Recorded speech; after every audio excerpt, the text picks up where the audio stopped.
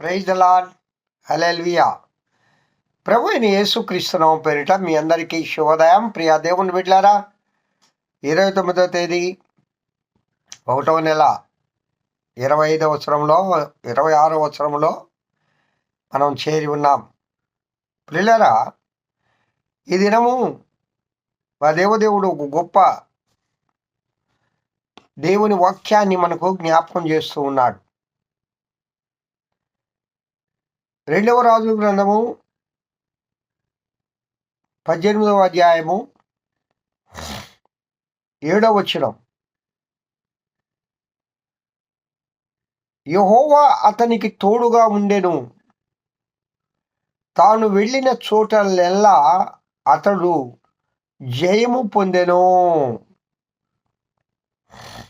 చూశారా, దేవుడు తోడుగా ఉంటే ఆయన ఎక్కడికి వెళ్ళినా అక్కడ ఆయన జయం పొందాడంటే ఎవరైనా ఎందుకు అసలు దేవుడు తోడుగా ఉంటాడు? నాకెందుకు దేవుడు తోడుగా ఉండడు? నేనెందుకు పోయిన చోటెల్లా ఓడిపోతూ ఉన్నాను? నాకెందుకు విజయం కలగడం లేదు?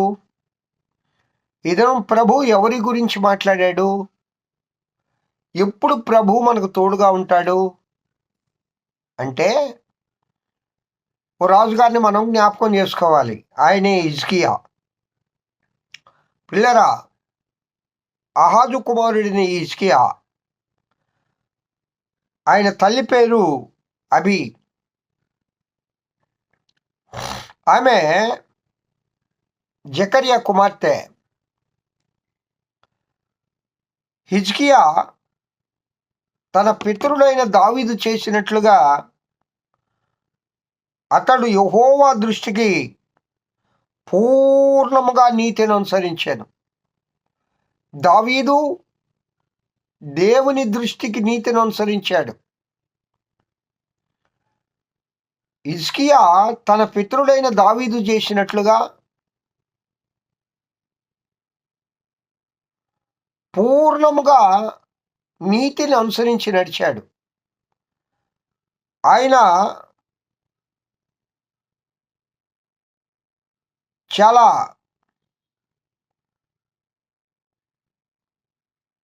తక్కువ ఏజీలోనే రాజుగా ఏలనారంభించాడు. ఇజ్రాయేలు దేవుడైన యెహోవా యందు విశ్వాసం ఉంచిన వాడు. అతని తరువాత వచ్చిన యూదా రాజులలో, అతని పూర్వీకులలోనైనా రాజుల్లో అతనితో సమమైన వాడు ఎవడూ లేడు. అసలు దేవుడు ఎక్కడికి వెళ్ళినా ఈ యొక్క హిజ్కియాకు ఎందుకు విజయం ఇచ్చాడు అనే రహస్యం ఏంటంటే ఒక మాట చెప్తా వినండి. అతడు యెహోవాతో హత్తుకొని ఆయనను వెంబడించుటలో వెనుక తీయక ఆయన మోషేకు ఆజ్ఞాపించిన ఆజ్ఞలన్నిటినీ గైకొనుచుండెను. కావున ఏమండి, ఇక్కడ గమనించాల్సిన విషయం ఏంటంటే యెహోవాను హత్తుకోవడం. ఆయన్ని దేవునే వెంబడించాడు, లోకాన్ని వెంబడించలా, లోకంలో ఉన్న సిరులను వెంబడించలా, లోకంలో ఉన్న రాజులను వెంబడించలేదు, లోకంలో ఉన్న భోగాలను వెంబడించడం లేదు. ఎవరిని వెంబడించాడు? తన పితరుడైన దావీదు చేసినట్లుగా సంపూర్ణముగా దేవుని యందు విశ్వాసం ఉంచాడు. కావున ప్రియులారా, ఆయన పోవు చోటెల్లా అంటే ఆయన ఎక్కడైతే ఏ రాజు పైన అయితే లేక ఏ విషయంలోనైతే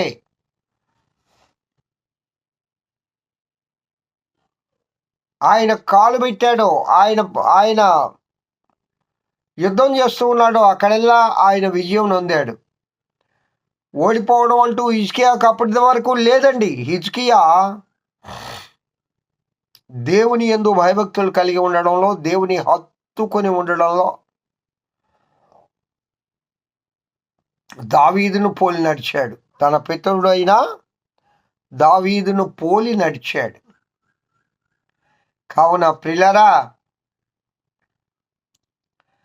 మనం కూడా మన యేసయ్యను పోలి నడుచుకుందాం. అపోస్తులైన పౌలు గారు అయితే నన్ను పోలి నడుచుకొనుడి అని ధైర్యంగా చెప్పాడు. అపోస్తులైన పౌలు గారిని పోలైనా నడుచుకుందాం. అంత ధైర్యంగా చెప్పగలిగిన వాళ్ళు ఎవరైనా ఉన్నారా లోకంలో అంటే ఎవరు లేరు. ఆయన నడిచాడు కాబట్టి చెప్పాడండి. సర్వస్వాన్ని వదిలేశాడు దేవుని కొరకు. రోమా పౌరుషత్వాన్ని, పౌరుషాన్ని, లోక సంబంధమైన హోదాను, గొప్పతనాన్ని, ధనాన్ని, తల్లిదండ్రులను, స్నేహితులను,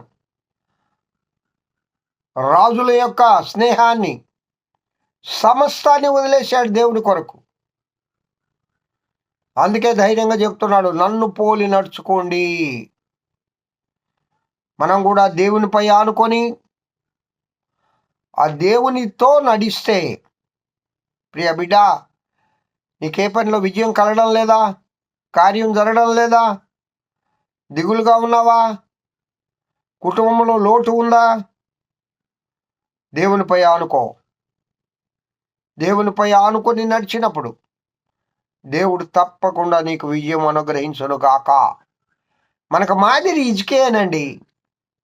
2వ రాజుల గ్రంథం 18వ అధ్యాయం 7వ వచనం చదవండి. 6, 7 వచనాలు చదవండి.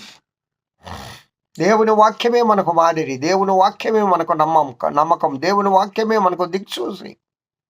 కావున ఆయన యందు భయభక్తులు కలిగి ఆయనపై ఆనుకొని మనము పయనించి ప్రతి విషయములో జయము నొందుదువుగాక. హల్లెలూయా. దేవుడి వాక్యము దీవించి ఆశీర్వదించను గాక. మహోన్నతుడా స్తోత్రం.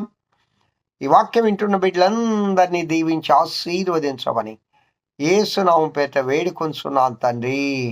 Amen. Praise the lord. Have a good day. ఈ దినమంతా ఆ దేవదేవుని కృపాక్షేమములే మీ వెంట వచ్చునుగాక.